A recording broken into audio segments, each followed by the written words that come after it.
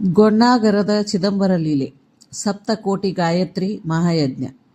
ಶ್ರೀ ಚಿದಂಬರಂ ಸದ್ಗುರುಂ ಶಾಂತಂ ಭಕ್ತಾನಾಂ ಅಭಯಪ್ರದಂ ದೀಪಪ್ರಕಾಶಂ ವಿಮಲಂ ವಂದೇ ಸತ್ಯಸ್ವರೂಪಿಣಂ ಗೊಣ್ಣಾಗರಪುರಪುಣ್ಯಂ ಸಪ್ತಕೋಟಿ ಜಪಪ್ರಿಯಂ ಧರ್ಮ ಸಂಸ್ಥಾಪನಾರ್ಥಾಯ ಅವತೀರ್ಣಂ ಜಗತ್ಪತಿಂ.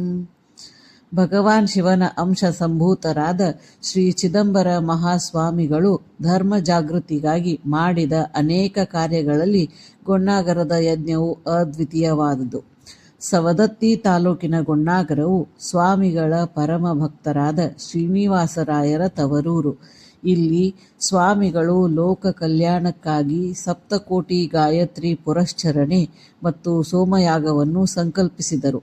ಯಜ್ಞದ ಸಂಕಲ್ಪ ಮತ್ತು ಸಿದ್ಧತೆ. ಯಜ್ಞ ಪ್ರಾರಂಭವಾಗುವ ಮೊದಲು ಬ್ರಾಹ್ಮಣರು ಮತ್ತು ಭಕ್ತರು ಸಪ್ತಕೋಟಿ ಗಾಯತ್ರಿ ಮಂತ್ರವನ್ನು ಜಪಿಸಬೇಕಿತ್ತು. ಗೊಣ್ಣಾಗರದಲ್ಲಿ ಭಕ್ತಿ ಹರಿಯುತ್ತಿತ್ತು. ಸಾವಿರಾರು ಋತ್ವಿಜರು ಒಂದೆಡೆ ಸೇರಿ ಮಂತ್ರಘೋಷ ಮಾಡುತ್ತಿದ್ದರೆ ಇಡೀ ಗ್ರಾಮವೇ ವೈಕುಂಠದಂತೆ ಕಂಗೊಳಿಸುತ್ತಿತ್ತು.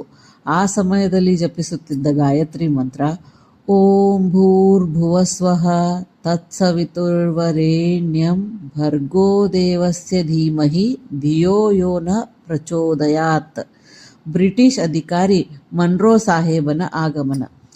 ಆಗಿನ ಕಾಲದಲ್ಲಿ ಬ್ರಿಟಿಷ್ ಅಧಿಕಾರಿ ಥಾಮಸ್ ಮನ್ರೋ ಈ ಪ್ರಾಂತ್ಯದ ಕಲೆಕ್ಟರ್ ಆಗಿದ್ದನು.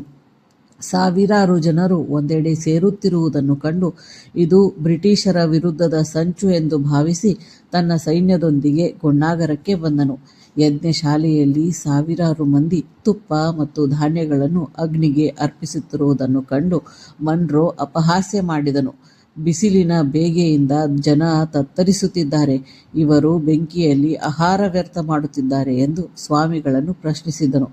ಮನ್ರೋ ಸಾಹೇಬನ ಸವಾಲು ಮತ್ತು ಸ್ವಾಮಿಗಳ ಪವಾಡ. ಮನ್ರೋ ಸಾಹೇಬನು ಅಹಂಕಾರದಿಂದ ಹೇಳಿದನು, ನಿಮ್ಮ ಯಜ್ಞಕ್ಕೆ ಅಷ್ಟು ಶಕ್ತಿ ಇದ್ದರೆ ಈ ಉರಿ ಬಿಸಿಲಿನಲ್ಲಿ ಈಗಲೇ ಮಳೆ ಬರಿಸಲಿ ನೋಡೋಣ. ಸ್ವಾಮಿಗಳು ಮಂದಹಾಸದಿಂದ ಅಗ್ನಿಕುಂಡದ ಮುಂದೆ ಕುಳಿತು ವರುಣ ದೇವನನ್ನು ಪ್ರಾರ್ಥಿಸಿದರು. ಆಗ ಅವರು ಪಠಿಸಿದ ಈ ಸ್ತೋತ್ರವು ಆಕಾಶವನ್ನೇ ನಡುಗಿಸಿತು. ವರುಣಸ್ತುತಿ.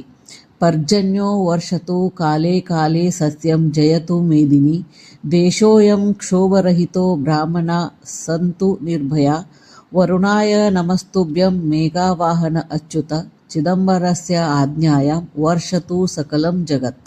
ಸ್ವಾಮಿಗಳು ಅಗ್ನಿಗೆ ಆಹುತಿ ನೀಡುತ್ತಿದ್ದಂತೆಯೇ ರಣಬಿಸಿಲಿದ್ದ ಆಕಾಶದಲ್ಲಿ ಕಪ್ಪು ಮೋಡಗಳು ಕವಿದವು. ಗುಡುಗು ಸಿಂಚನದೊಂದಿಗೆ ಗೊಣ್ಣಾಗರದ ಸುತ್ತಮುತ್ತ ಭೋರ್ಗರೆಯುವ ಮಳೆ ಸುರಿಯಿತು. ಆದರೆ ಆಶ್ಚರ್ಯವೆಂದರೆ ಯಜ್ಞ ಮಂಟಪದ ಒಳಗೆ ಒಂದು ಹನಿ ನೀರೂ ಬೀಳಲಿಲ್ಲ. ಬ್ರಿಟಿಷರ ಶರಣಾಗತಿ. ಈ ಅದ್ಭುತವನ್ನು ಕಂಡ ಮನ್ರೋ ಸಾಹೇಬನು ಸ್ತಬ್ಧನಾದನು.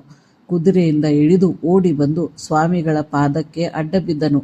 ನನ್ನನ್ನು ಕ್ಷಮಿಸಿ, ನೀವು ಸಾಕ್ಷಾತ್ ಈಶ್ವರನ ಅವತಾರ ಎಂದು ಕೊಂಡಾಡಿದನು. ಸ್ವಾಮಿಗಳ ಮಹಿಮೆಯನ್ನು ಅರಿತ ಬ್ರಿಟಿಷ್ ಸರ್ಕಾರವು ಯಜ್ಞದ ಖರ್ಚಿಗಾಗಿ ಸಹಾಯಧನವನ್ನು ನೀಡಿತು ಮತ್ತು ಯಜ್ಞಕ್ಕೆ ಯಾವುದೇ ಅಡ್ಡಿ ಬರದಂತೆ ನೋಡಿಕೊಂಡಿತು. ಅನ್ನದಾನ ಮತ್ತು ಮುತ್ತೈದೆಯರ ಆಶೀರ್ವಾದ. ಯಜ್ಞದ ಕೊನೆಯ ದಿನಗಳಲ್ಲಿ ಸಾವಿರಾರು ಜನರಿಗೆ ಮೃಷ್ಟಾನ್ನ ಭೋಜನ ನೀಡಲಾಗುತ್ತಿತ್ತು. ಎಷ್ಟೇ ಜನ ಬಂದರೂ ಆಹಾರದ ಕೊರತೆ ಆಗುತ್ತಿರಲಿಲ್ಲ. ಗೊಣ್ಣಾಗರದ ಸ್ತ್ರೀಯರು ಚಿದಂಬರ ಸ್ವಾಮಿಗಳನ್ನು ಮಗನಂತೆ ದೇವರಂತೆ ಪೂಜಿಸಿದರು.